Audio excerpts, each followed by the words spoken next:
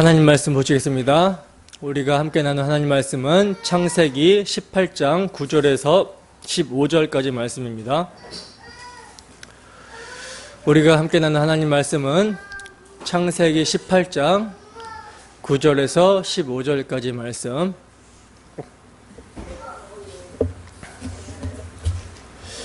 다 찾으셨으면 한 목소리로 합독합니다.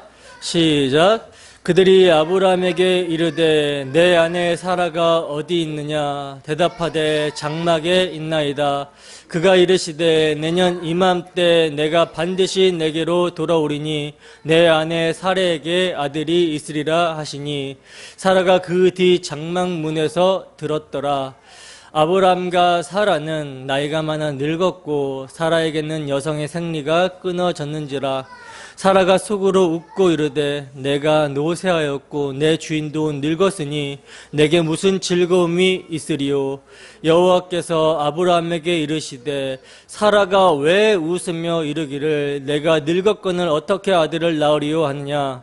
여호와께 능하지 못한 일이 있겠느냐. 기한이 이를 때에 내가 내게로 돌아오리니 사라에게 아들이 있으리라. 사라가 두려워서 부인하여 이르되 내가 웃지 아니하였나이다. 이르시되 아니라 내가 웃었느니라. 아멘. 불신의 웃음을 믿음의 웃음으로 바꿔주시는 하나님, 불신의 웃음을 믿음의 웃음으로 바꿔주시는 하나님이라는 제목으로 하나님 말씀 증거하도록 하겠습니다. 여러분, 우리는 지금 계속해서 창세기 18장을 살펴보고 있어요. 지난 시간에는 아브라함이 나그네를 영접하여 환대하는 내용을 통해 나그네를 영접하느냐 아니면 영접하지 않고 거부하느냐, 이 여부에 따라 영생과 영벌이 주어지게 된다는 것을 살펴봤었습니다.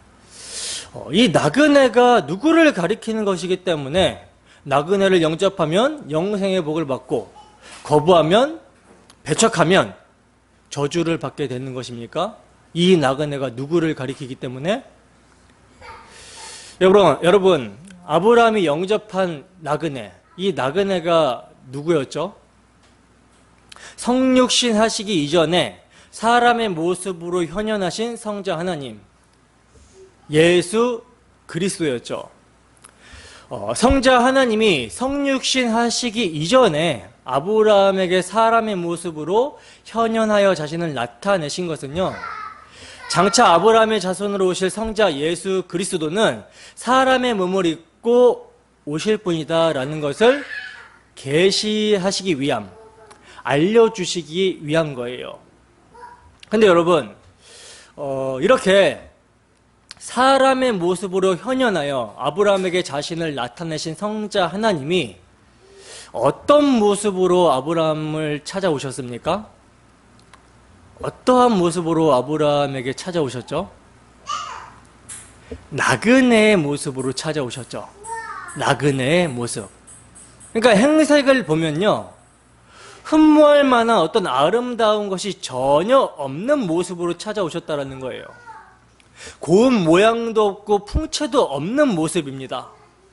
낯선 땅에서 떠돌아다니다가 구걸하는 거지와 같은 그런 행색의 모습으로 찾아오셨다는 거예요. 그런데 그러한 나그네의 모습으로 오신 성자 하나님을 아브라함이 영접을 합니다. 영접을 하고 극진하게 대접하여 섬긴 거예요. 여러분 아브라함이 딱 보니까 저 나그네들이 천사 같고 하나님과 같아서 영접한 것입니까? 아니죠.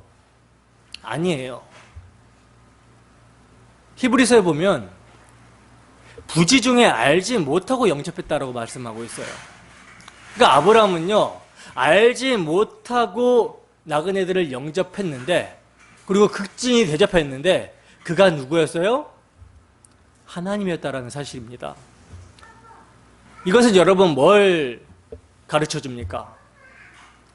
낯선 하늘의 사랑을 가지고 이 땅엔 이방인으로 나그네로 오신 예수 그리스도를 아브라함의 실력으로, 아브라함의 능력으로 알아보고 영접할 수 있는 것이 아님을 보여주시는 거예요. 그래서 요한복음에서는 뭐라고 증거하고 있죠? 자기 땅에 오신 예수 그리스도, 이 예수 그리스도를 자기 백성들이 다 부인해버렸다고 했죠. 왜 부인했겠습니까? 자기들이 원하는 모습으로 오지 않기 때문에 부인한 것이죠. 그러나 영접하는 자, 곧 그 이름을 믿는 자들에게는 하나님의 자녀가 되는 권세를 주셨으니, 믿는 자, 영접하는 자에게는 하나님의 자녀가 되는 권세를 주셨는데, 이것은 사람의 능력이나 사람의 열심이나 사람의 어떠함으로 되어지는 것이 아니라, 혈과 육으로 되어지는 것이 아니라 혈통으로나 육정으로나 사람의 뜻으로 나지 않고 오직 하나님으로부터 난다라는 사실이에요. 때문에 아브라함이 지금 나그네로 오신 하나님, 성자 하나님을 영접할 수 있었던 것은요, 아브라함이 누구로부터 났기 때문에? 하나님으로부터 난 자기 때문에 그가 택하심을 입었고 부르심을 받았고, 그래서 하나님께서는 그에게 언약을 세워주셨으며 그 언약을 믿을 수 있도록 그의 삶을 인도하셨고, 그의 실수와 언약의 불성실함과 불신에도 불구하고 그런 가운데서도 하나님 그에게 당신의 언약을 믿게 하시기 위해서 당신 자신을 담보하여 보증하시면서까지 그를 붙드셨기 때문에 그 하나님의 언약의 신실하심, 하나님의 열심이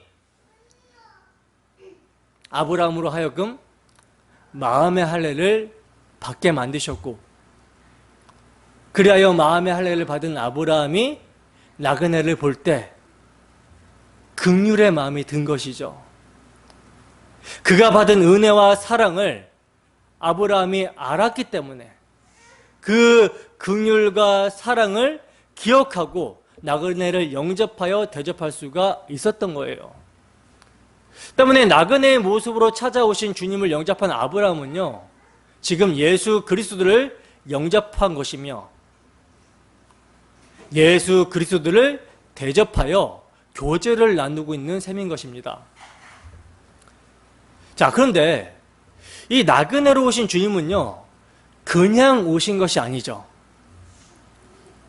그냥 오신 것이 아니에요. 뭘 가지고 오셨습니까? 기쁜 소식을 가지고 오셨습니다. 기쁜 소식을 가지고 오셨다라는 것은 이 기쁜 소식을 거부하는 자들에게는 뭐가 있다? 심판이 있다라는 사실을 보여주는 거죠. 이게 복음의 양면성이에요. 그래서 하나님께서는 아브라함에게 기쁜 소식, 아들이 있을 것이다 라는 기쁜 소식과 소돔과 고모라 땅에 심판이 있을 것이다 라는 이 두 가지 소식을 전해줍니다. 오늘은 이제 기쁜 소식을 가지고 오신 그 주님의 말씀에 대한 사람의 반응, 아브라함의 반응이 어떠한지를 살펴볼 거예요. 그리고 그 어떠한지에 대해서 이것을 하나님께서는 뛰어넘으셔서 어떠한 사랑으로 역사하셔서 아브라함과 사라의 믿음을 끌고 가는지, 여기에 대해서 우리가 좀 살펴보도록 하겠습니다. 본문 9절에서 10절 말씀입니다. 함께 읽습니다. 시작. 그들이 아브라함에게 이르되 내 아내 사라가 어디 있느냐? 대답하되 장막에 있나이다. 그가 이르되 내년 이맘때에 내가 반드시 내게로 돌아오리니 내 아내 사라에게 아들이 있으리라 하시니 사라가 그 뒤 장막문에서 들었더라. 아멘. 자, 보시면 아브라함이 나그네를 대접하고 그들이 이제 먹고 있을 때 그들이 내 아내 사라가 어디 있느냐라고 하면서 아브라함에게 묻고 있어요. 여러분, 이 질문은요, 새 나그네가 길을 지나가다 우연히 아브라함의 장막에 들리게 된 것이 아니라는 사실. 그러니까 보통 여행자들이 아니라는 사실을 밝혀주고 있는 질문이죠. 이 나그네들이 어떻게 사라의 이름을 알았겠습니까? 근데 지금 이들이 사라의 이름을 알고 묻고 있는 거예요. 내 안에 사라가 어디 있느냐 이렇게 묻고 있습니다. 그러자 아브라함이 대답하기를 사라가 장막에 있다라고 대답을 합니다. 그리고 이제 10절에서 그가 이르시되 라고 하면서 말씀을 하고 있는데, 여기서 그는 누구겠습니까? 성자 하나님, 예수 그리스도를 말씀하고 있는 거예요.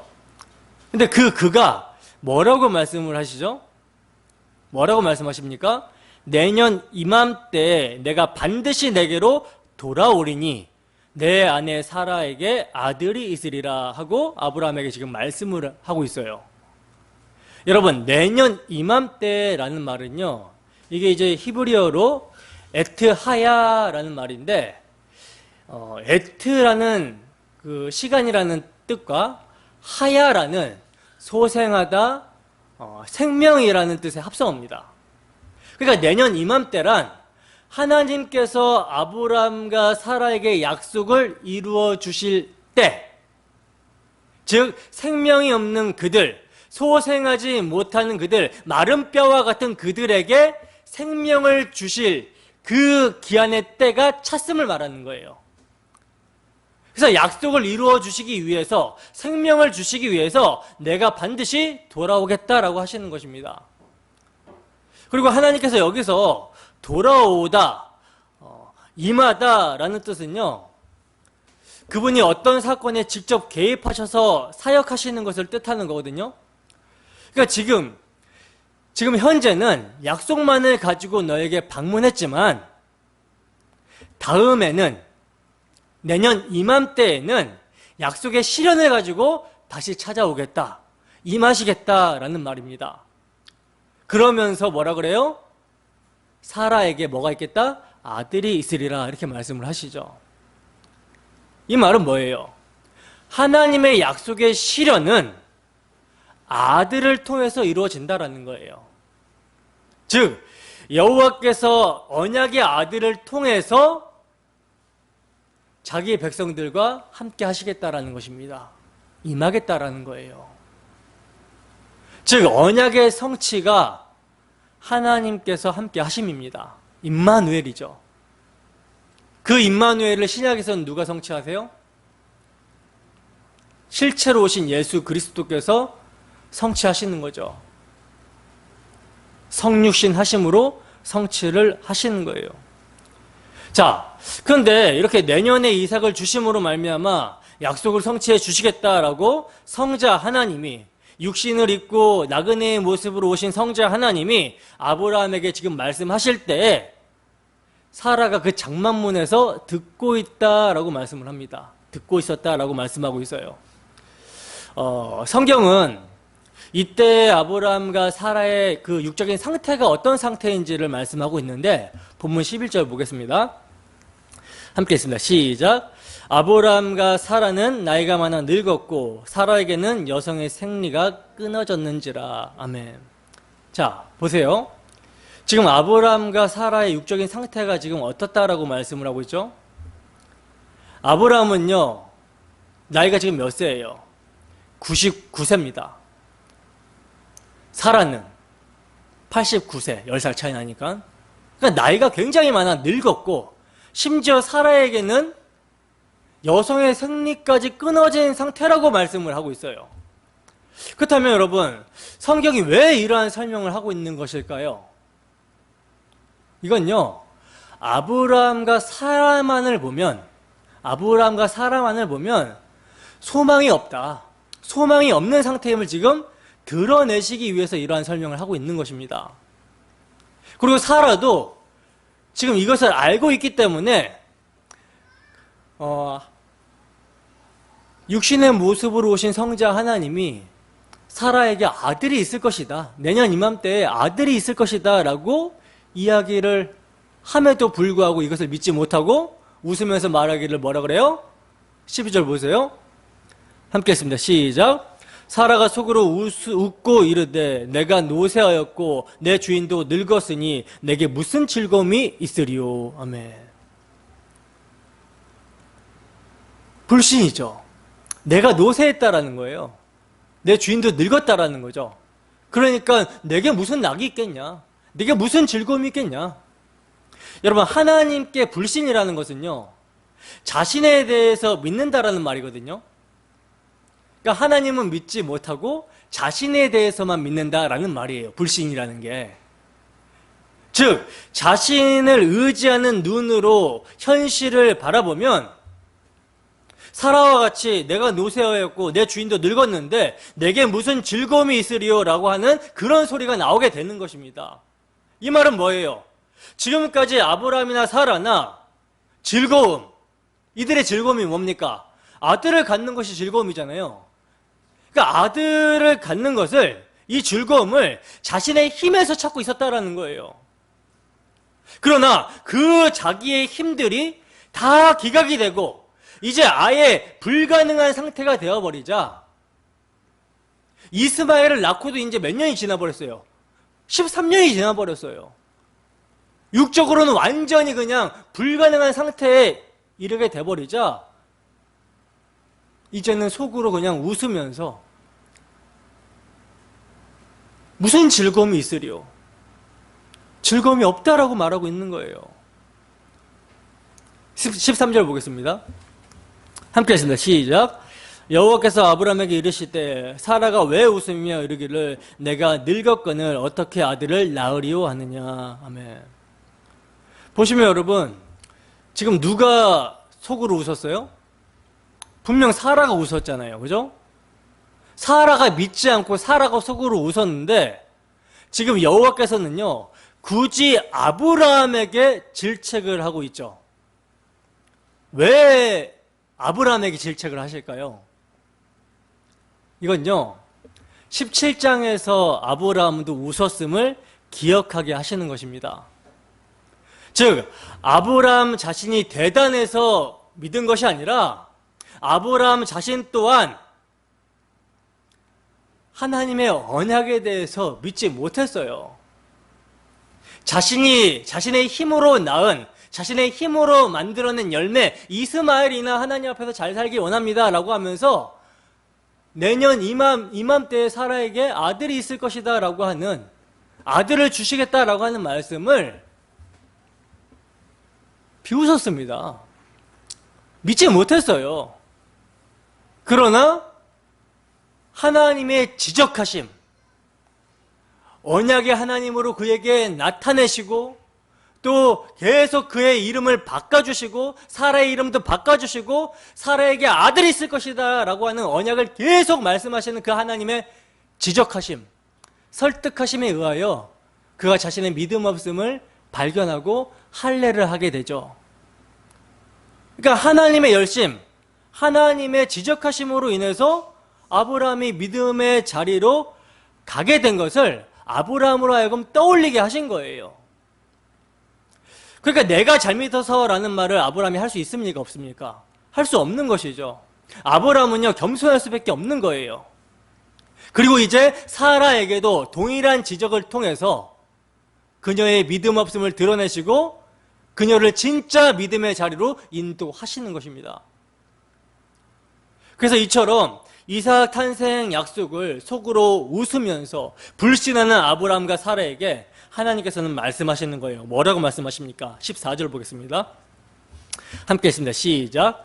여호와께 능하지 못한 일이 있겠느냐? 기한이 이를 때에 내가 내게로 돌아오리니 사라에게 아들이 있으리라. 아멘. 자, 11절 하반절에 보시면 생리가 끊어졌다라는 것과 12절에서 사라의 불신앙적인 웃음, 여기에 대한 여호와 하나님의 답변이 뭐예요? 여호와께 능하지 못한 일이 있겠느냐? 라고 답변을 하시죠. 17장에서 아브라함에게 나타나셔서 뭐라고 말씀하셨죠? 나는 전능한 하나님이다. 너는 내 앞에 행하여 완전하라. 완전할 수 있어요, 없어요? 없죠. 이 말은 무슨 의미라고 했어요?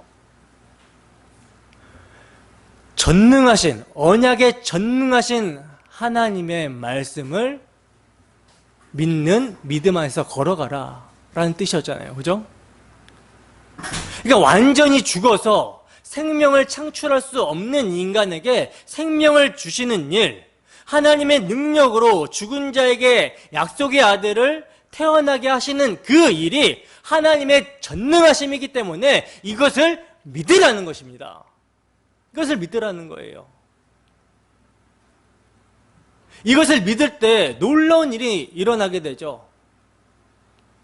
아브라함의 나이 100세, 사라의 나이 90세, 생리가 끊어져 버린, 경수가 끊어져 버린 그때에 하나님께서는 약속대로 아들을 주십니다. 언약에 전능하신 하나님을 나타내시는 거예요. 근데 여러분, 이보다 더 놀라운 일이 2000년 후에, 아브라함 시점부터 2000년 후에 일어나게 되죠. 누구에게? 마리아에게. 언약의 실체가 오시는데 그 언약의 실체가 어떻게 오십니까? 남자를 알지 못하는 동정녀 마리아가 성령으로 말미암아 잉태하심을 통해서 나타내시는 거예요. 누가복음 1장 30절에서 33절입니다. 함께 읽습니다. 시작. 천사가 이르되 마리아여 무서워하지 말라. 내가 하나님께 은혜를 입었느니라. 보라, 내가 잉태하여 아들을 낳으리니 그 이름을 예수라 하라. 그가 큰 자가 되고 지극히 높으신 이의 아들이라 일컬어질 것이요 주 하나님께서 그 조상 다윗의 왕위를 그에게 주시리니 영원히 야곱의 집을 왕으로 다스리실 것이며 그 나라가 무궁하리라. 아멘. 처녀인 마리아에게 나타나서 천사가 수태고지를 합니다. 내가 잉태하여 아들을 낳을 것이다. 그가 누구래요? 하나님의 아들, 성자라는 거예요. 그리고 이 일을 이루시는 하나님이 어떤 하나님이신지 누가복음 1장 37절입니다. 함께 했습니다. 시작. 대저 하나님의 모든 말씀은 능하지 못하심이 없느니라. 하나님의 모든 말씀은 언약을 이루시는데 전능하심이에요. 능하지 못하심이 없느니라. 그러니까 마리아에게 말씀하셨기 때문에 그 마리아, 동정녀 마리아에게서 예수 그리스도가 나시는 거예요. 예수님이 타락한 인간, 소망 없이 흑암 가운데 살아가던 실상은 죽어버린 인간들에게 약속의 아들로 오시는 것입니다. 바로 성육신이 여러분 전능하신 하나님을 만나게 되는 사건이라는 거예요. 그 전능하신 하나님을 만나게 되면 어떻게 된다? 죽은 자가 살아나게 된다. 잉태치 못한 자가 잉태하게 된다. 근데 여러분, 하나님의 아들의 성육신만으로 하나님의 전능하심을 그치려고 하는 것이 아니었죠. 성육신을 시작으로 전능을 보이신 거예요. 성육신이 왜 발생했습니까? 죄 아래 있는 자들, 생명 없는 자들, 소망 없는 자들에게 생명과 소망을 주시기 위해서, 그들에게 하나님의 영원한 나라를 기업으로 주시기 위해서 예수 그리스도는 죽기 위해서 그들의 대속제물로 죽음으로 말미암아 하나님의 언약을 성취하셔서 그들에게 생명을 주시기 위해서 성육신 하신 거예요. 그러니까 성육신을 시작으로 전능을 보이신 것이며 주님의 삶을 통해서 대속적 삶이 무엇인지를 보이신 것이고 주님의 십자가 대속의 죽음과 부활하심으로 말미암아 허물가제로 죽었던 자들이 살아나게 되는 구원을 통해 언약에 전능하신 하나님을 나타내 보이신 것입니다.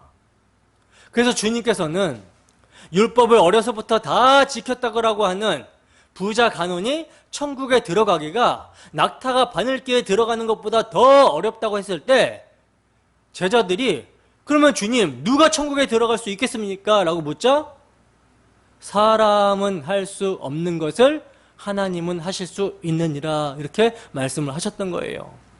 이 말씀은 뭡니까? 하나님 나라에 들어가는 일이 사람으로는 할 수 없으나 불가능하나 하나님은 하실 수 있다라는 구원에 관한 능력을 말씀하신 것이죠. 율법을 지켰다고 해도 안 되는 거예요. 어려서부터 율법을 다 지켰습니다 라고 해도 안 되는 거예요. 부자여도 안 되는 것입니다. 사회적으로 명성이 좋고 평판이 좋고 법 없이 살 사람이라는 소리를 들어도 안 된다라는 거예요. 사람의 혈과 육으로는 안 된다라는 것입니다. 오직 누가? 하나님만이 하시는데 약속의 아들을 통해서 하신다라는 거죠. 바울 사도가 이것을 알았기 때문에 율법이 육신으로 말미암아 연약하여 할 수 없는 그것을 하나님이 하신다라고 말씀했던 거예요. 어떻게? 곧 죄로 말미암아 자기 아들을 죄 있는 육신의 모양으로 보내요. 성육신이죠. 육신의 죄를 정하사 죄를 없이 하시고자 하나님께서는 아들에게 죄에 대한 선고를 내리신 거예요. 우리에 대한 죄에 대한 선고를 아들에게 내리신 거예요. 그러므로 성령을 통해 이 아들을 믿는 자에게 무엇의 요구? 율법의 요구가 이루어지게 하신 것입니다. 율법의 요구가 뭐예요? 의인에게는 사랑하라. 죄인에게는 죄의 삭은 사망이니 죽으라. 이 율법의 요구를 이루어지게 하신다라는 것입니다. 이렇게 여러분, 언약에 전능하신 하나님께서는 당신의 언약을 이루시는 데 전능하시다라는 거예요. 근데 여러분, 그 언약이 이루어지게 될 때 그 언약을 믿지 못하는 웃음, 사람의 불가능성과 무능력과 이런 것들을 폭로하면서 되어진다라는 것이죠. 사람에게서 믿을 만한 근거가 전혀 없는 상태에서 하나님께서는 당신의 언약을 이루어내시는 것입니다. 이것이 여러분 바로 하나님께서 우리에게 믿음을 주시는 모습이에요. 우리의 어떠한 근거도 다 제거하시고 오직 은혜로 주시는 것이 믿음이라는 선물이라는 것이죠. 그래서 오늘 본문에서는요, 사라가 믿지 못하고 웃었잖아요. 그죠? 그리고 17장에서도 아브라함이 전능하신 분으로 자신을 나타내신 하나님 앞에서 엎드려지기는 했는데 계속 속으로 웃으면서 이스마엘이나 하나님 앞에서 잘 살기를 원한다라고 그렇게 했잖아요.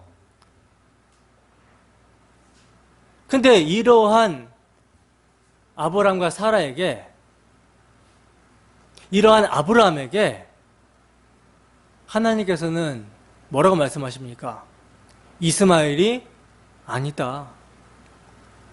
너와 사라에게서 나올 자녀가 약속의 자녀다라고 하시면서 그 이름을 17장 19절에 보시면 이삭이라고 지어주세요. 이삭. 하나님이 지어주신 이름입니다. 그 뜻이 뭐예요? 이삭이라는 뜻이 무엇입니까? 이삭이라는 뜻은요, 웃음입니다. 웃음. 그러니까 이삭은 웃음이라는 뜻인데 나중에 아들을 낳고 이름을 부를 때마다 여러분 무슨 생각이 나겠어요? 예? 아브라함도 사라도 하나님의 약속의 말씀, 하나님의 능력을 믿지 못하고 웃었다라고 하는 사실이 그 이름 가운데 나오는 거죠. 이름을 부르면서 계속 생각이 나는 거예요. 근데 여러분, 이것을요, 로마서에서는 아브라함과 사라가 믿었다라고 표현을 하고 있습니다. 믿었다. 왜 바울 사도는 지금 이렇게 표현을 하고 있을까요? 바울 사도가 창세기를 몰라서 지금 이렇게 표현하는 것입니까? 분명 창세기에서는 아브라함과 사라가 하나님께서 내년 이맘때에 아들이 있을 것이다. 사라에게서 아들이 있을 것이다 라고 말씀하셨을 때 아브라함과 사라도 비웃었거든요. 비웃었어요. 근데 로마서에서 바울 사도는 아브라함과 사라가 믿었다라고 말씀을 하고 있었다라는 거죠. 왜 이렇게 표현하고 있는가? 그건요, 믿음이라는 것이 하나님의 것이기 때문에 그래요. 믿음이 하나님의 것이기 때문에 아브라함과 사라가 자신에게서 자신의 육신을 볼 때 전혀 가능성이 없고 자신에게서 믿음이라는 것이 나올 수 없어서 웃을 때에, 그 웃을 때조차 하나님께서는 그들을 믿는 자로 이끄시고 있었다라는 것입니다. 혈과 육에 대해서 완전히 그냥 상실해버린 그때에도 하나님께서는 역사하고 있었다라는 거예요. 때문에 이들이 바랄 수 없는 가운데 바라고 믿었다라는 것은요, 하나님의 약속의 능력이 그들을 그렇게 만들어내셨다라는 것을 말씀하고 있는 거예요. 이 부분은 이따가 로마서 4장에서 확인해 보고요. 일단 창세기에서는 분명히 아브라함도 사라도 속으로 웃었습니다. 어떻게 우리가 노쇠하고 나이도 늙고 정수도 끊어진 우리가, 육적으로 봤을 때 전혀 소망 없는 우리가 아이를 낳을 수 있겠냐는 거죠. 무슨 즐거움이 있을 수 있겠냐는 거죠. 그러니 비웃음이라는 표현은 좀 심한 표현이지만 비웃음이에요. 허탈한 농담 또는 말도 안 되는 소리 앞에서 웃는 그런 불신의 웃음을 사라가 웃은 것입니다. 그리고 바로 이러한 배경에서 누가 태어나요? 이삭이 태어나는 거예요.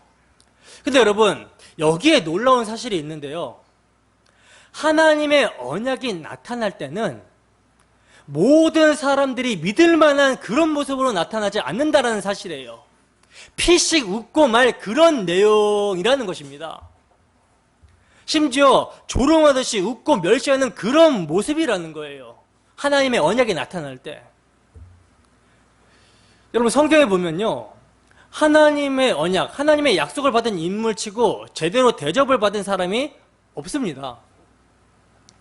물론 나중에는 총리도 되고 바벨론의 총리도 되고 뭐 그러지만, 왕도 되고 그러지만, 처음에 하나님의 약속을 입은 자의 모습은 언제나 비웃음의 대상이 돼요. 언제나 멸시의 대상이 됩니다. 예를 들어 두 인물을 지금 예를 들어 볼 텐데, 우선 요셉을 예를 한번 들어봅시다. 요셉은요, 야곱의 11번째 아들이죠. 11번째 아들로서 어느 날 하나님으로부터 계시를 받게 됩니다. 혹자들은 요셉을 이야기하면서 오늘날 우리도 비전을 갖자, 꿈을 가지자, 그렇게 주장을 하는데 절대 그런 말을 하면 안 되죠. 왜냐하면 요셉의 꿈은 하나님이 주신 계시입니다. 그리고 이제 계시는 종결됐어요. 성경으로 완성이 되었습니다. 더 이상 다른 계시는 있다 없다? 없어요. 아무튼 이렇게 요셉이 계시를 받았는데, 그가 계시를 받고서 그가 받은 계시가 이제 무엇인지 자기도 잘 모르다 보니까 그냥 형들에게 자기 꿈 얘기를 자랑합니다. 나 이런 꿈 꿨다, 이렇게 자랑을 하는 거예요. 두 번이나 자랑을 하죠. 한 번은 우리가 곡식단을 묶고 있었는데 형들의 곡식단이 내 곡식단에게 절하는 꿈을 꿨다, 이렇게 자랑을 하고요. 또 한 번은요, 이제는 해와 달과 11별들이 자신에게 절하는 꿈을 꿨다라고 그렇게 자랑을 합니다. 그러자 이 꿈 이야기를 들은, 이 요셉의 꿈 이야기를 들은 형들은요, 요셉을 원래 미워하고 있었는데 더욱 미워하게 되죠. 평소에도 형들의 잘못을 아버지께 고자질하는 녀석이, 그리고 또 아버지의 사랑을 독차지했으니 시샘도 나잖아요. 그런 녀석이 이제 꿈까지 꿔가지고 형들이 다 나에게 절하게 될 거야. 해와 달과 11별들, 형들뿐만 아니라 우리 부모님도 나에게 절하게 될 거야. 이런 자랑을 하고 있으니, 꿈 얘기로 자랑을 하고 있으니 얼마나 미웠겠어요. 얼마나 미웠는지 나중에 형들이 양치는 곳으로 아버지 야곱이 심부름을 보내자 저 멀리 요셉을 보고 형들이 모의를 합니다. 저놈을 죽여가지고 없애버리자. 그러면 저놈이 꾼 꿈이 어떻게 되는지 우리가 한번 보자 라고 하면서 요셉이 왔을 때 이를 붙잡아다가 물 없는 웅덩이에 빠뜨려 버렸어요. 그러니까 지금 요셉은 하나님이 주신 계시로 말미암아 비웃음과 멸시를 받고 있는 모습입니다. 누구에게? 형제들에게. 예수님의 모습이 연상이 되죠. 그죠? 예수님께서 우리와 같은 형제들의 모습으로 오셔서, 그러니까 이스라엘 사람들과 같은 모습으로 오셔서 그 형제들의 죄를 고발하잖아요. 하나님의 뜻을 전했을 때 바리새인들과 서기관들과 그리고 종교 지도자들의 그 외식가, 죄악상들을 고발한단 말입니다. 굉장히 밉죠. 근데 종교 지도자들에 의해서 예수님이 팔려서 죽으시잖아요. 그 모습을 지금 그대로 지금 모형하고 있는 거예요. 어쨌든 이렇게 이제 요셉이 자신이 받은 계시로 말미암아 비웃음과 멸시를 받았는데 그래서 지금 물 없는 웅덩이에 빠진 상태인데 이때 지금 뭐가 지나가냐면 상인들이 지나가고 있는 거예요. 그래서 이제 형들이 생각해 보니까 저놈이 그래도 우리 동생인데 우리 손에 피를 묻혀서 되겠느냐, 그냥 저 상인들에게 팔아버리자 해서 요셉을 지나가는 미디안 상인들에게 팔아버립니다. 그러니까 팔려가가지고 고생이나 직사하게 하다가 죽으라는 거예요. 이게 여러분 하나님의 계시를 받은 사람의 모습입니다. 종교 지도자들이 자신의 손에 피 안 묻히죠. 로마인들, 이방인들 손에다가 예수님을 팔아서 죽여버리잖아요. 이게 여러분 하나님의 계시를 받은 사람의 모습이에요. 여러분 하나님의 약속을 받은 자의 모습이 왜 이러한 비웃음의 대상으로 나타날까요? 그 이유는요, 바로 사람들의 죄를 알게 함으로 말미암아 나중에 하나님의 구원이 어떻게 나타나는가를 보이고자 하시는 거예요. 그래서 결국에는 하나님께서 말씀하신 대로, 하나님께서 꿈으로 계시하신 대로 형제들이 요셉 앞에 무릎을 꿇고 엎드려 절하게 됩니다. 그러나 처음 계시가 떨어지고 그 계시를 받은 자의 모습은 어떤 모습이에요? 멸시를 받는, 비웃음을 당하는 자의 모습이었다는 거예요. 나중에 여러분 야곱이 죽고 나서 그때 형제들이 뭐라고 합니까? 이제 아버지가 안 계시니 요셉 저게 원수를 갚으면 어떻게 하나 해서 두려워하죠. 그래서 사람을 보내가지고 아버지가 살아 계셨을 때 형제들을 용서하라고 했다라고 그렇게 요셉에게 전하죠. 그리고 또 자기들이 가서 무릎을 꿇습니다. 두려워하는 거예요. 이들이 여러분 요셉 앞에서 무슨 말을 하였을까요? 요셉 너 우리에게 뭐뭐 좀 해줘라. 자리 하나 내줘라. 네가 지금 총리니까 우리에게 어떤 큰 자리 하나 내줘서 우리가 고생 안 하고 살 수 있게끔 그렇게 해줘라. 뭐 이렇게 청탁을 할 수 있었을까요? 아니죠. 한 짓이 있는데. 그저 형들은 요셉을 보면서 살려만 주세요. 그 말밖에는 못하는 거예요. 무슨 말을 하겠습니까? 그냥 엎드려서 살려달라 해야 되는 거예요. 바로 여러분 이들이 엎드린 그 심정이 오늘 우리가 주님 앞에 나온 심정이 되어야 되는 것입니다. 형들은 그를 멸시천대하였는데 그를 붙잡아 죽였는데 그는 오히려 형들을 살려내는 그러한 방법으로 하나님이 일하시는 것을 요셉 안에서 계시하여 보여주는 거예요. 이게 그리스도의 예표다라는 것을 보여주시는 거예요. 또한 얘가 다윗이죠. 다윗이 여러분 하나님으로부터 기름 부음을 받습니다. 그러나 그는 아직 소년이었어요. 양을 치고 있었습니다. 이때 아버지 심부름으로 전쟁에 나간 형들에게 면회를 가게 됩니다. 요셉과 좀 비슷한 경우죠. 근데 전쟁에 나간 형들에게 면회를 갔는데 이때 어떤 상황이 발생을 하고 있었냐면 블레셋에서 어떤 장군 하나가 나왔어요. 그 장군의 이름은 골리앗이죠. 이 골리앗이 고함을 고래고래 지르면서 여호와와 하나님의 군대를 모독하고 멸시하고 있는 거예요.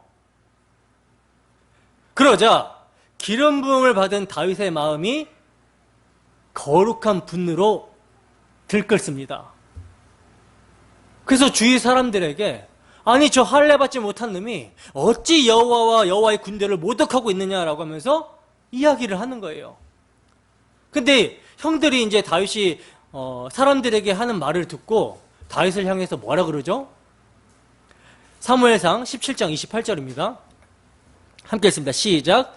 큰형 엘리압이 다윗이 사람들에게 하는 말을 들은지라 그가 다윗에게 노를 바라여 이르되 내가 어찌하여 이리로 내려왔느냐? 들에 있는 양들을 누구에게 맡겼느냐? 나는 내 교만과 내 마음의 완악함을 아노니 내가 전쟁을 구경하러 왔도다.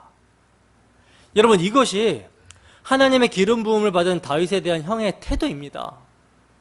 교만하다, 완악하다, 이런 대우를 받는 것이 하나님의 택하심을 입은 자의 모습이에요. 이것은요, 하나님의 일을 감당하는 자의 모습이 사람들 보기에는 미련하고 어리석어 보이기 때문이라는 것이죠. 만약에 상대방의 키가 3m가 넘으면 골리앗의 키가 한 3m 정도 됐다 그러잖아요. 근데 이제 다윗의 키가 5m 정도가 되었다면 사람들이 놀리지 못했을 거예요. 비웃지를 못하죠. 근데 지금 다윗의 모습은 어떤 모습이에요? 아직 양이나 돌보는, 군대에도 나갈 나이가 안 되는, 홍조가 있는 어린 소년입니다. 오죽하면 사울의 갑옷이 너무 커가지고 입지를 못해요. 그런 아이라는 것이죠. 근데 여러분, 하나님께서는 이 소년 다윗을 통하여 구원을 베푸신다라는 사실이에요. 이 아이를 통하여 하나님이 구원을 베푸시는 이유, 이 이유를 여러분들 아시겠습니까? 지금 사람들이 무엇을 의지하고 있는지를 고발하시는 거예요. 백성들은요, 이스라엘 백성들은요, 힘 있는 왕을 원했어요. 그래서 힘 있는 왕을 원한다라고 하면서 사무엘에게 구했습니다. 그래서 다른 사람들보다 훨씬 키가 큰 사울이 왕으로 되었을 때 좋아라 했어요. 근데 이렇게 좋아라 했던 자들이 이제 정말 키가 크고 힘이 센 골리앗 앞에서 어떤 모습을 보여요? 40일 동안 꼼짝 못하고 욕만 얻어먹고 있는 모습을 보이고 있는 거예요. 이때 하나님의 구원이 사람들이 비웃음을 살 만한 아이를 통하여 나타내시는 것입니다. 그러자 건방지다, 교만하다, 완악하다 라고 하는 말을 듣는 거예요. 그러나 나중에는 어떻게 됩니까? 이렇게 교만하다, 완악하다 이런 말을 했던 형들이 다윗의 수하로 들어가게 되죠. 그래서 군인이 됩니다.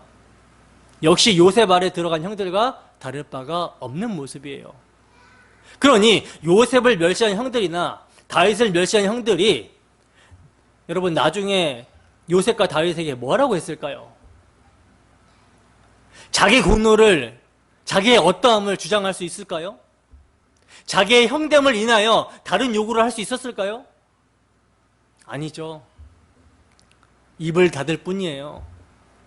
그리고 살려주신 것만도 감사한데 이렇게 우리를 수하에 거두어 주시니 정말 고맙습니다. 얼마나 감사한지 그저 죽도록 충성하고도 마땅히 제 할 일을 한 것뿐입니다. 이런 고백을 하게 되는 거예요. 이 고백이 여러분 겸손하여서 나오는 것이 아니라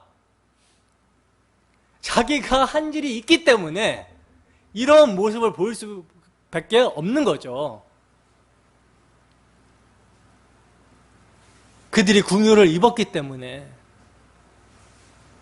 아들을 주신다라고 하는 말씀에 아브라함과 사라가 둘 다 웃었습니다. 이 웃음은요, 분명히 불신의 웃음이고요. 말도 안 된다라고, 말도 안 된다라는 소리를 하고 웃은 거예요. 근데 창세기 21장에서 드디어 누가 출생합니까? 하나님의 약속대로 이삭이 출생합니다. 이때 여러분 사라가 뭐라고 고백하는지 보세요. 창세기 21장 1절에서 7절 말씀입니다. 함께 읽습니다. 시작. 여호와께서 말씀하신 대로 사라를 돌보셨고 여호와께서 말씀하신 대로 사라에게 행하셨으므로 사라가 임신하고 하나님이 말씀하신 시기가 되어 노년에 아브라함에게 아들을 낳으니 아브라함이 그에게 태어난 아들 곧 사라가 자기에게 낳은 아들을 이름하여 이삭이라 하였고 그 아들 이삭이 난 지 8일 만에 그가 하나님이 명령하신 대로 할례를 행하였더라. 아브라함이 그의 아들 이삭이 그에게 태어날 때에 100세라. 사라가 이르되 이르되 하나님이 나를 웃게 하시니 듣는 자가 다 나와 함께 웃으리로다. 또 이르되 사라가 자식들을 젖먹이겠다고 누가 아브라함에게 말하였으리오마는 아브라함의 노경에 내가 아들을 낳았도다 하니라. 아멘. 보시면 여러분 6절에서 사라가 뭐라고 고백합니까? 하나님이 나로 웃게 하시니 듣는 자가 다 나와 함께 웃으리로다 라고 그러죠. 불신과 비웃음의 웃음을요, 하나님께서 참된 웃음으로 바꿔주시고 있는 거예요. 이 말을 듣는 우리에게도 여러분 웃음이 주어지는 것입니다. 이 웃음은요, 비웃음을 극복하고서 나온 구원의 웃음이 되는 거예요. 하나님의 약속을 나타내시는 모습입니다. 로마서 4장 17절에서 25절 말씀입니다. 함께 했습니다. 시작. 기록된 바 내가 너를 많은 민족의 조상으로 세웠다 하심과 같으니 그가 믿는 바 하나님은 죽은 자를 살리시며 없는 것을 있는 것으로 부르시는 이시니라. 아브라함이 바랄 수 없는 중에 바라고 믿었으니 이는 내 후손이 이같으리라 하신 말씀대로 많은 민족의 조상이 되게 하려 하심이라. 그가 100세나 되어 자기 몸이 죽은 것 같고 사라의 태가 죽은 것 같음을 알고도 믿음이 약하여지지 아니하고 믿음이 없어 하나님의 약속을 의심하지 않고 믿음으로 견고하여져서 하나님께 영광을 돌리며 약속하신 그것을 또한 능히 이루실 줄 확신하였으니 그러므로 그것이 그에게 의로 여겨졌느니라. 그에게 의로 여겨졌다 기록된 것은 아브라함만 위한 것이 아니요 의로 여기심을 받을 우리도 위함이니 곧 예수 우리 주를 죽은 자 가운데서 살리신 이를 믿는 자니라. 예수는 우리가 범죄한 것 때문에 내줌이 되고 또한 우리를 의롭다 하시기 위하여 살아나셨느니라. 아멘. 보세요 여러분, 이 아브라함의 믿음이 하나님이 주신 믿음이라는 거예요. 근데 이 믿음의 내용을 바울 사도가 뭐라고 말씀을 하고 있습니까? 17절 중반에 보면 그가 믿은 바 하나님은 죽은 자를 살리시며 없는 것을 있는 것으로 부르시는 분이다. 이런 분을 믿은 것입니다. 이러한 분으로 믿은 거예요. 이것이 이삭에게서 하나님이 보이시고자 하시는 그 계시였다라는 것이죠. 여러분, 사람들은요, 있는 것에서 있는 것을 생각합니다. 있는 것에서 있는 것을 생각해요. 그러나 하나님은 없는 데서 있게 하시기 때문에 사람들의 웃음거리가 돼요. 이것은요, 아브라함만이 아니라 오늘 우리에게도 동일하게 받은 믿음이라는 거예요. 근데 여러분, 이러한 그 믿음을 제공하시는 분의 삶, 믿음의 주요 온전케 하신 이의 삶이 요셉처럼 다윗처럼 멸시와 천대를 받으시고 이삭처럼 웃음의 대상, 고개를 절레절레 흔들 만큼 보잘것없는 모습으로 오셨다라는 사실에서 우리는 놀라게 되는 거예요. 그러므로 여러분, 우리가 성경을 볼 때 이삭이나 요셉이나 다윗이나 할 것 없이 모든 하나님의 참 선지자의 모습이 얼마나 세상의 비웃음거리였으며 멸시와 천대를 받았는지가 보여져야 되는 거예요. 혹자들은 목사님, 그래도 요셉과 다윗은 총리도 되고 왕도 되었잖아요 라고 할지 모르겠는데, 그러나 여러분, 요셉이 자기의 임종 앞에서 자기의 해골을 어디에 묻어달라고 합니까? 약속의 땅에 묻어달라고 합니다. 애굽에서의 총리가 아무것도 아님을 말씀해주고 있는 거예요. 하나님의 약속이 애굽에서 총리보다도 중요하다라는 말씀을 하고 있는 것이죠. 다윗의 왕됨도요, 역시 누구의 예표입니까? 예수 그리스도의 왕되심을 보이시는 예표적 사건입니다. 그러므로 예수님이 이 땅에 오셔서 받으신 대우를 보면요, 더욱 이 말씀들이 분명해진다라는 사실이에요. 여러분, 예수님의 성육신부터 모든 생애에 당하신 수모를 우리는 너무나도 잘 알고 있죠. 얼마나 배척받는 모습으로 사셨습니까? 머리 덜 것 없는 모습. 여우도 그랬고 공중에 나는 새도 둥지가 있는데 인자는 머리 들 곳이 없는 그런 삶을 사셨어요. 그러나 그 절정이 여러분 어디입니까? 십자가입니다. 멸시, 천대, 조롱당함.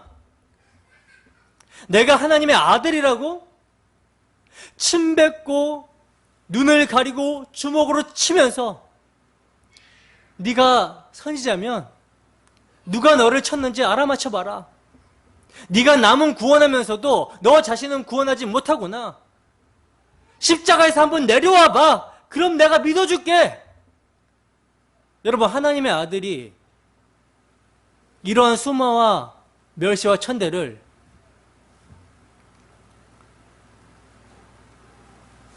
왜 받으시는 일이 일어나게 됩니까? 하나님의 아들의 이러한 수모와 멸시와 천대가 왜 일어나게 되죠? 그건요, 십자가에 달리시는 예수님은 사람들이 좋아하는 메시아가 아니기 때문이라는 거예요. 우리가 평소에 좋아하는 이상향이 아니기 때문이라는 것입니다. 사람들은 그저 높아지고 싶고 자신의 힘을 축적해서 자랑하고 싶어하고 눈에 보이는 능력을 나타내 보이고 싶어합니다. 예수를 믿는다고 하면서도 그 예수 믿는 모습의 증거를 자신의 삶에서 세상 사람들보다 잘됨을 통해서 뭔가 세상의 것을 통해서 나타나고 입증하고 증명하라고 한다는 거죠. 그게 죄예요. 근데 그러한 죄가, 그러한 우리의 죄가 하나님의 아들을 이렇게 대접한 것입니다. 멸시하고 천대하고 조롱하고 비웃는 모습. 그런데 놀랍게도 그러한 분이 우리를 살리셨어요. 희생당한 자가 희생시킨 자를 살리신 것입니다. 이 역사를 아십니까?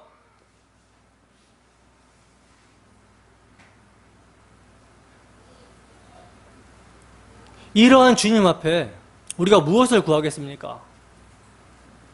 무엇을 내가 이루었다라고 말하시겠습니까? 그저 나 행한 거 죄뿐이고 비웃음이며 불신이라 나는 영광의 주를 알아보지 못하고 십자가에 못 박아 죽였는데 그분은 이러한 나를, 내 죄를 대속하기 위해 날 위해 희생의 피를 십자가에서 흘려주셨습니다 라고 고백하며 주님의 긍휼을 구할 뿐인 거예요. 주의 영이 임하여 이것을 알게 될 때 내가 받아야 되는 비웃음, 조롱, 멸시, 천대를 받으시고 그 부끄러운 십자가에 그가 죽으심을 알게 될 때 우리가 이러한 고백을 하게 되는 것입니다. 그리고 이러한 주님을 위해서 살고자 하는 열망이 생기는 거예요.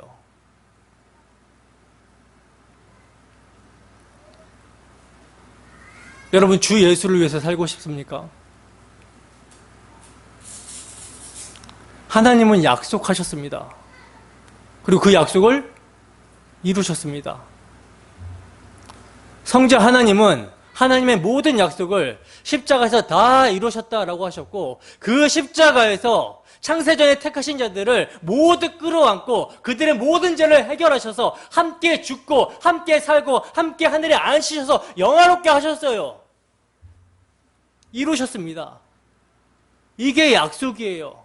그 약속을 이루셨어요. 그 약속을 이루신 하나님께서 성령을 보내셔서 우리를 그 복음으로 부르시고 그리스도와 함께 연합한 자가 되게 하셔서 그 복음의 삶으로 우리를 인도하셔서 반드시 그렇게 만들어내고 마시는 거예요. 근데 그 하나님의 열심 가운데 우리의 옛사람의 부인이 필연적으로 동반하게 됩니다. 우리의 무능력함, 우리의 비웃음, 우리의 형편없음, 이런 것들이 드러나요. 그런데 그러한 드러남 속에서도 이것을 예수님께서 십자가의 피로 해결해 주셨다라는 사실이 우리 마음 가운데 믿어지고 그 사랑이 우리를 강건하여 밀고 들어오기 때문에 우리 마음에 소원이 일어나는 거예요. 어떤 소원입니까? 아들을 위해서 살고 싶다. 내가 그리스도와 함께 십자가에 못 박혔나니 그런즉 이제는 내가 사는 것이 아니요 오직 내 안에 예수께서 사시는 것이라. 이제 내가 육체 가운데 사는 것은 나를 사랑하사 나를 위하여 자기 목숨을 버리신 하나님의 아들을 믿는 믿음 안에서 사는 것이다. 그 믿음의 삶으로 우리가 이끌려가게 되는 거예요. 여러분, 하나님께서는 우리의 죄악을 폭로하면서 믿음의 자리로 인도하셔서 이제 예수라는 이름이 민망함을 넘어 자랑이 되게 하십니다. 여러분, 나는 예수를 십자가에 못 박아 죽였는데 그 예수는 우리를 오히려 살리셨어요. 얼마나 민망합니까? 근데 이제 그 민망함을 넘어서 예수라는 이름이 자랑이 되게 하셨다는 거예요.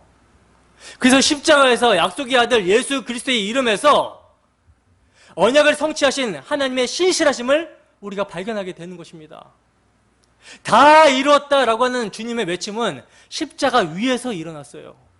여러분, 십자가의 공로를 믿으십니까? 그 십자가에서 나의 죄를 발견하고 있습니까? 그러한 우리임에도 불구하고 회개하여 믿게 하셔서 구원을 허락하신 하나님의 신실하심을 발견하고 있습니까? 그렇다면 여러분들은 아브라함이 받은 그 이삭의 실체이신 하나님의 아들 예수 그리스도를 받은 것입니다. 이 예수를 부를 때마다 이삭의 이름을 부를 때 찾아오는 그 민망함과 그럼에도 불구하고 비웃음을 참된 구원의 웃음으로 바꿔주신 하나님께서 민망함이 바뀌어서 자랑스러움이 되게 하신다는 거예요. 이것이 바로 은혜입니다. 우리의 비웃음을 웃음으로 바꿔주신 신실하신 하나님과 그 약속의 아들 예수 그리스도의 십자가 공로를 남은 한 주도 찬양하는 우리의 모습이 되기를 주님의 이름으로 축원합니다. 기도하겠습니다.